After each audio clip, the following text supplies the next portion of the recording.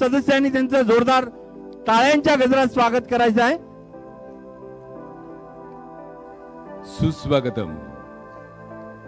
पिंपरी चिंचवड पत्रकार संघ, digital media परिषद आणि पुणे जिल्हा पत्रकार संघ यांच्या वतीनं उपस्थित सर्वांचं मनपूर्वक स्वागत.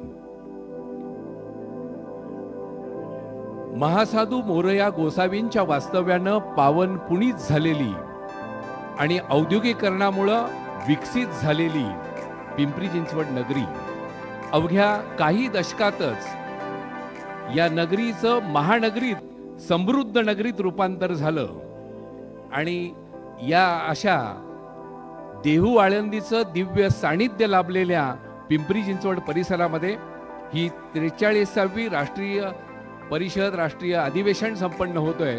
त्यानिमित्त सर्वांचं मनपूर्वक हार्दिक स्वागत.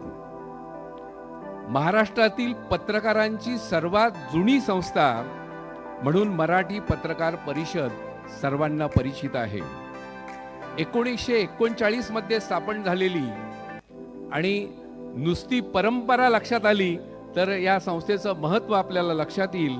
नर फाटक, आचार्य आत्रे, हरा महाजनी यांच्यापासून चालत आलेली ही परंपरा किरण नाईक यांच्यापर्यंत आली आणि त्याच परंपरेचे आपण समृद्ध वारसदार आहात.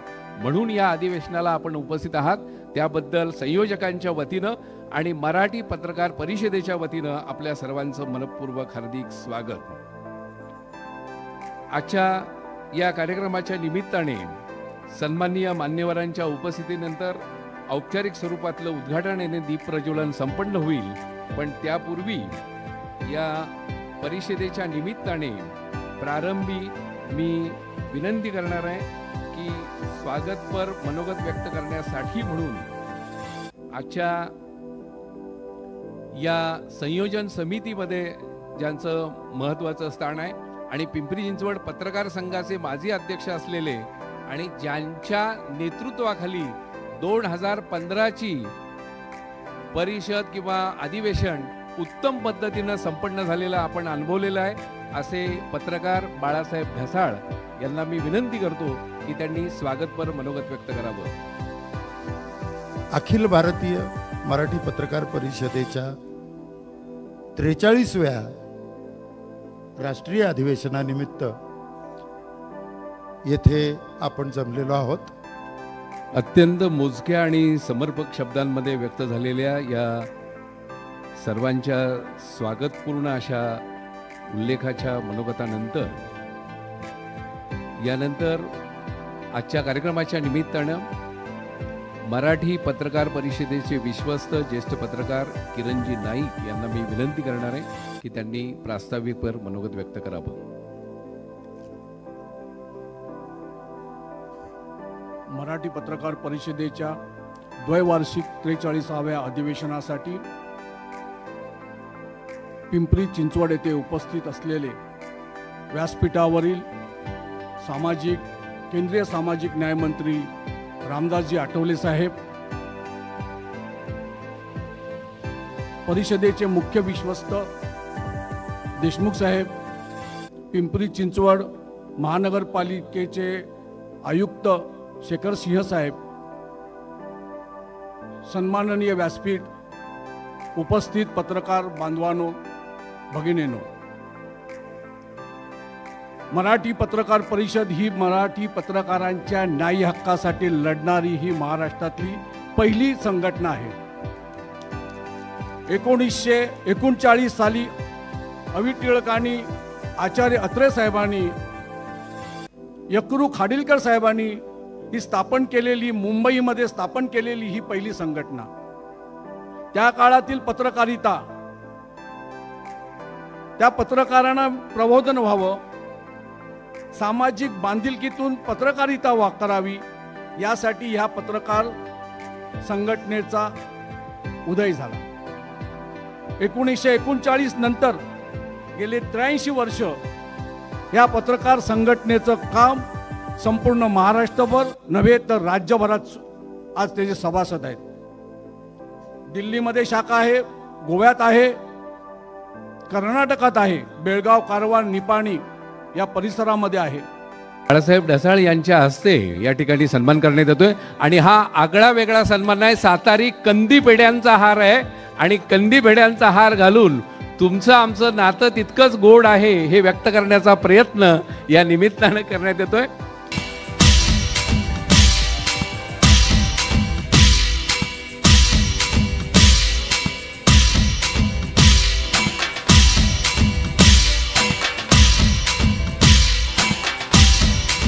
आपण आठवले साहेबांना घाई असल्यामुळं थोडासा आपण बदल करतो आहोत आणि थेट त्यांना मनोगत व्यक्त करण्याची विनंती करण्यात येते. मराठी पत्रकार परिषद मुंबई ही जी संस्था आहे, ही संस्था 1939ला स्थापन झाली आणि जवळजवळ 83 वर्ष वैभवशाली परंपरा जी आहे पत्रकारांची ती चालवण्याचा प्रयत्न केला जात आहे. हे संमेलन 43वे संमेलन आहे. पिंपरी चिंचवडमध्ये होणारं द्वैवार्षिक 43वे संमेलन आहे. मागचं संमेलन नांदेडमध्ये झालं होतं आणि 2 वर्षानंतर देशातल्या आणि महाराष्ट्रातल्या सगळ्या पत्रकारांना एकत्रित आणून त्यांच्या समस्याच्या संबंधामध्ये चर्चा करून भारत सरकार आणि महाराष्ट्राचं सरकार यांनी पत्रकारांना न्याय द्यावा अशा पद्धतीच्या मागण्या या अधिवेशनामध्ये करण्यात येतात. जो शब्दांनी करतो वार, जो शब्दांनी करतो वार तो असतो खरा पत्रकार.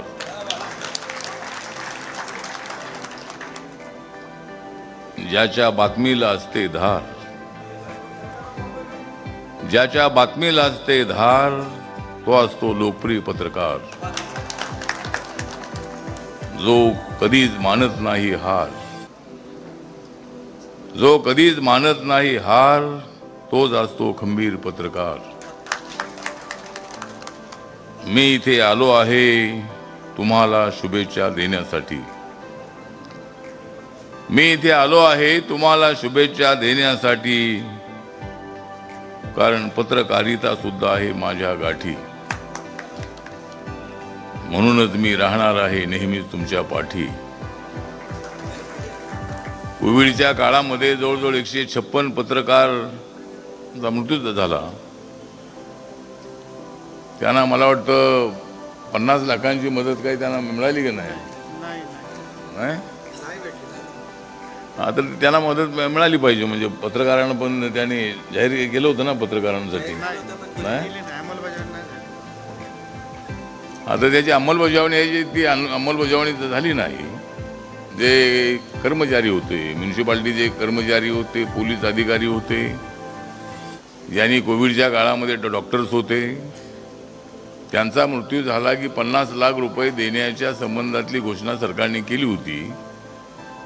पत्रकारांना सुद्धा त्या संबंधामध्ये त्याचा विचार होणं अत्यंत आवश्यक आहे. नवीन सरकार जे आलेलं आहे हे सरकार काय लवकर जाणार नाही. म्हणजे बरेच लोक म्हणतात की हे सरकार जाणार आहे.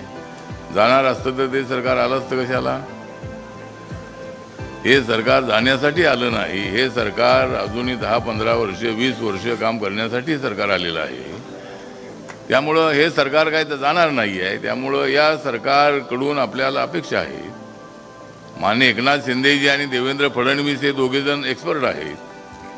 सरकार बदलण्यामध्ये दोघे सुद्धा एक्सपर्ट आहेत. त्यामुळं सरकार हे बदललेलं आहे आणि आता पुन्हा हे सरकार बदलेल अशा पद्धतीची अफवा पसरवल्या जात आहेत. परंतु त्या अफवांवरती विश्वास अजिबात ठेवू नका. कुणामध्ये नाराजी वगैरे असण्याचं काही कारण अजिबात नाही आहे. सगळ्यांना मंत्रिपद मिळणार नाहीत. नाराजी असते मनातल्या मनामध्ये प्रत्येकाला वाटतं की आपल्याला सत्ता मिळाली पाहिजे, पण ती सगळ्याला सत्ता मिळत नाही. मंत्रिमंडळ काय 40-45 लोकांचं असणार आहे. त्यामुळं सगळ्या लोकांना तिथं संधी मिळेल असं नाही आहे. त्यामुळं विस्तार झाला की लोक नाराज होतील आणि कोणाचं सरकार पडेल अशा पद्धतीच्या अनेक वल्गना केल्या जात आहेत, पण असं होणार नाही आहे. त्यामुळं मी माननीय एकनाथ शिंदेना, देवेंद्र फडणवीसांना बोलणार आहे. एक शिष्टमंडळ एकदा आपण भेटा, मी त्यांना बोलतो. आणि पत्रकारांना सुद्धा 50 लाखाची मदत जी आहे, कोविडमध्ये ज्या पत्रकारांचा मृत्यू झालेला आहे त्यांना 50 लाख रुपयाची त्यांच्या कुटुंबियांना मदत मिळणं अत्यंत आवश्यक आहे. त्यांचं कुटुंब पत्रकार म्हटलंय काय फार मोठा श्रीमंत असतो असं नाही आहे. पत्रकार जो असतो तो पत्रकार अभ्यास करणारा असतो. पत्रकार रिस्क घेऊन अनेक वेळेला फोटोग्राफर असतो, पत्रकार असतो. अनेक संघर्षशील असणाऱ्या एरियामध्ये त्यांना जावं लागतं. अनेक ठिकाणी काय दंगली होतात त्या ठिकाणी त्यांना जावं लागतं. त्याच्या बातम्या घ्याव्या लागतात, फोटो काढावे लागतात. इलेक्ट्रॉनिक मीडियावाल्यांना त्याचं चित्रण करावं लागतं. त्यामुळं अनेक वेळेला रिस्क घेऊन त्या ठिकाणी जातात. आणि म्हणून अशा पत्रकारांच्या पाठीशी आपण सगळ्यांनी उभं राहिलं पाहिजे. आपल्या विरोधामध्ये एखादी बातमी आली तर चिडण्याचं कारण अजिबात नाही आहे. पत्रकारांच्यावर चिडणं हे मला अजिबात जमत नाही आहे. कारण पत्रकारांवरती काहीतरी नाराज होऊन चालणार नाही आहे. आपण पत्रकारांना मित्र बनवलं पाहिजे. आणि माझे सगळे देशातले पत्रकार माझे अत्यंत जवळचे मित्र आहेत. कारण मी सुद्धा पत्रकार झालो असतो. बातम्या लिहिण्याची मला फार मोठी आवड होती. त्यानंतरच्या काळामध्ये सगळ्या बातम्या मी लिहून पाठवत होतो. आणि मी पाठवलेली बातमी जशीच्या तशी त्या ठिकाणी छापून येत होती. जर ती छापून आली नाही तर मी काही नाराज होत नव्हतो. परंतु बातम्या आपल्या छापतच होते, त्यामुळे नाराजीचा विषय अजिबात नाही आहे. सगळेच पत्रकार आपल्या बातम्या पॅन्थरच्या काळामध्ये छापत होते. आपल्या मोर्चाचे फोटो छापत होते. नामांतराच्या लढ्यासाठी केलेल्या संघर्षाच्या सगळे चित्र जे आहे ती फोटो त्याचे छापत होते. अनेक वेळेला जे मोर्चे निघाले त्याचे फोटो ते छापत होते. सभांचे फोटो छापत होते. त्यामुळं पत्रकारांशी माझे अत्यंत जवळचे संबंध आहेत. पत्रकारांच्यासाठी जी पेन्शन आहे ती पेन्शन काही ठराविक लोकांना मिळते. ती पेन्शन मॅक्झिमम अशा पत्रकारांना मिळणं अत्यंत आवश्यक आहे. आणि त्या पेन्शनच्या संबंधामध्ये सुद्धा काही नियम जे आहेत हे नियम थोडे बदलले पाहिजेत. आणि पत्रकारांना पेन्शन चांगली मिळाली पाहिजे. हमारे नरेंद्र मोदी जी जो देश के प्रधानमंत्री है, जरूर मैं उनके कान पर भी आपकी जो समस्या है ये समस्या मैं डालूंगा. और जो आपको न्याय मिल सकता है वो न्याय देने के लिए लेने के लिए नरेंद्र मोदी जी बहुत बड़े एक्टिव प्रधानमंत्री है, बहुत बड़े बेहतरीन प्रधानमंत्री है, बहुत बड़े लोकप्रिय प्रधानमंत्री है. और वो पत्रकारों के बारे में बहुत अच्छी तरह जानते हैं. पत्रकारों ने भी उनको गुजरात से लेकर दिल्ली तक पहुंचाने का काम किया है. पत्रकार और मीडिया जो ग्रुप होता है, इन्होंने सोशल मीडिया हो या पत्रकारिता हो, प्रिंट मीडिया हो, इलेक्ट्रॉनिक मीडिया हो, फोटोग्राफर हो, ये सब का जो योगदान होता है लीडर को अच्छा बनाने के लिए, तो पत्रकारों ने ही बहुत बड़ा सपोर्ट नरेंद्र मोदी जी को किया है. इसलिए नरेंद्र मोदी जी ज़रूर आपकी समस्या सुन लेंगे और मैं उनके साथ बातचीत करने वाला हूँ. और जो भी मतलब ये मजेटिया जो कमीशन है उसकी सिफारिशों के बारे में ज़रूर मतलब पूरी मदद करने के लिए ज़रूर मैं सामाजिक न्याय और अधिकारिता राज्य मंत्री के नाते मैं ज़रूर आपको पूरा सहयोग करूँगा. आणि नेहमीप्रमाणे आपल्या खास शैलीमध्ये खुसखुशीत, खुमासदार आणि शीघ्र कविता पेरत आणि सगळ्यात महत्त्वाचं म्हणजे पत्रकारांना पेन्शन असली पाहिजे असं मत व्यक्त करत सुंदर शब्दात व्यक्त झालेल्या मनोगतानंतर औपचारिक उद्घाटनासाठी आदरणीय कुमारजी केतकर आणि त्याचबरोबर रामदासजी आठवले साहेबांना मी विनंती करतो की आपण प्रतिमा पूजन आणि दीप प्रज्वलन करावं.